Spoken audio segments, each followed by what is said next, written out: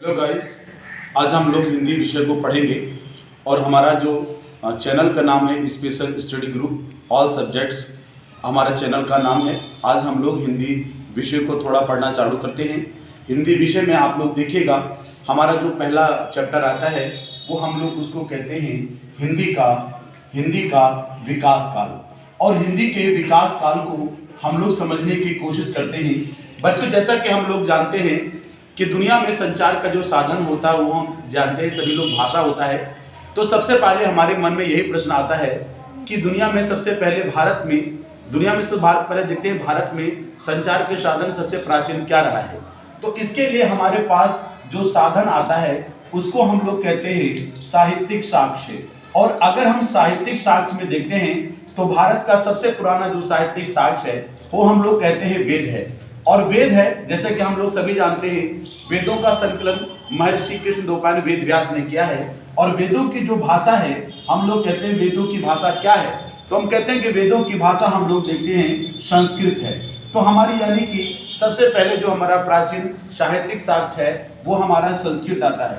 अब संस्कृत भी दो भागों में बटी हुई है। एक संस्कृत जो किताबों में लिखी गई है उसको हम लोग किस संस्कृत के नाम से जानते हैं, उसको हम लोग वैदिक संस्कृत के नाम से जानते हैं, जिसमें वेद, उपनिषद, आरण्यक आदि ग्रंथ लिखे गए हैं। लेकिन अब यदि मैं संस्कृत का दूसरा रूप कहूं तो उसको हम लोग बोलते हैं लौकिक संस्कृत। यानी कि संस्कृत का वह रूप जो आम लोग बोलते थे, उसे हम लोग लौकिक संस्कृत के नाम से जानते हैं। बच्चों, लौकिक संस्कृत में भारत के दो पहले संस्कृत महाकाव्य लिखे गए और उन महाकाव्यों का नाम है, आप लोग देखिएगा, रामायण, और दूसरा क्या है आपका महाभारत। उसके बाद आप लोग देखिएगा वैदिक संस्कृत के बाद आप लोग देखिएगा लौकिक संस्कृत के बाद हम लोग ये देखते हैं कि सबसे पहले आप लोग देखिएगा बुद्ध के काल में हम लोग कहते हैं कि पाली भाषा प्रचलित हुई। पाली भाषा के बाद हम लोग कहते हैं प्राकृत है।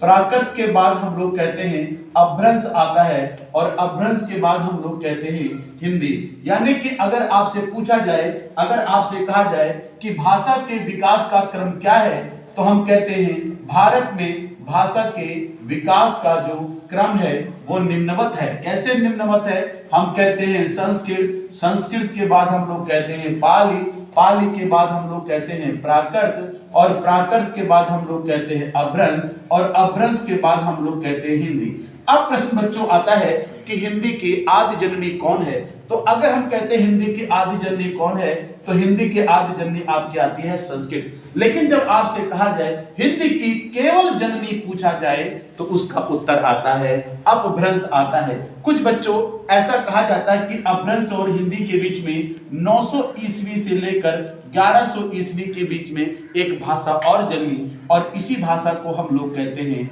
अवहट्ट भाषा के नाम से हम लोग जानते हैं। लेकिन विद्वानों की एकमत राय नहीं हो पाने के कारण हिंदी की जो जननी मानी गई है वो अपभ्रंश को ही माना गया है। अब हम लोग यहाँ से ये देखते हैं कि भाषा के विकास को हम 3 कालों में विभाजित मानते हैं। आज हम केवल शॉर्ट वीडियो डाल रहे हैं और उसके बाद के हम लोग आगे का वीडियो बच्चों हम लोग बाद में देखेंगे। अगर हम कहते हैं तो भारत की जो भाषाएं हैं उनको हम कालक्रम की दृष्टि से 3 भागों में बांटते हैं। एक आपका आता है प्राचीन भारतीय आर्य भाषा काल।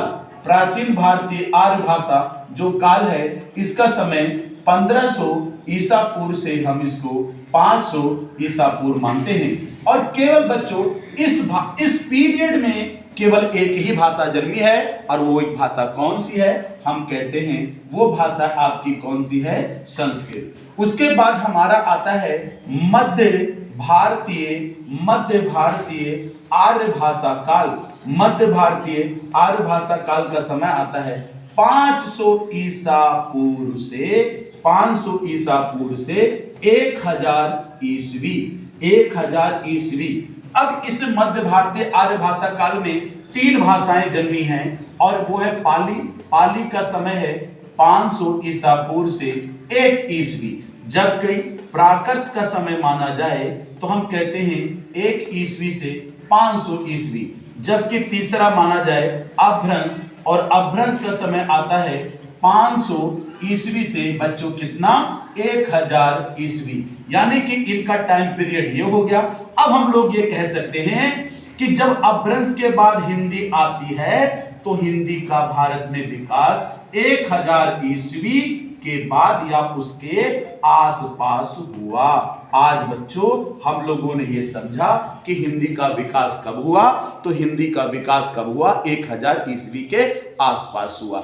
अतः आज हम लोगों ने यह समझा कि भारत की जो प्राचीन भाषा है वो संस्कृत है, संस्कृत से पाली, पाली से प्राकृत, प्राकृत से अपभ्रंश और अपभ्रंश से हिंदी। और कालक्रम की दृष्टि से देखा जाए तो हिंदी का जन्म कब हुआ बच्चों 1000 ईस्वी के आसपास। ठीक है, आज की हमारी क्लास मात्र रहेगी। जैसे जैसा आप लोगों का हम लोगों का प्यार मोहब्बत मिलते रहेगा वैसे हम लोग छोटी छोटी वीडियो डालते रहेंगे। आप लोगों को हम अपेक्षा करते हैं कि आप जितने भी सभी लोग हैं वो सब्सक्राइब करिए और हमारे चैनल को जो है आगे बढ़ाइए।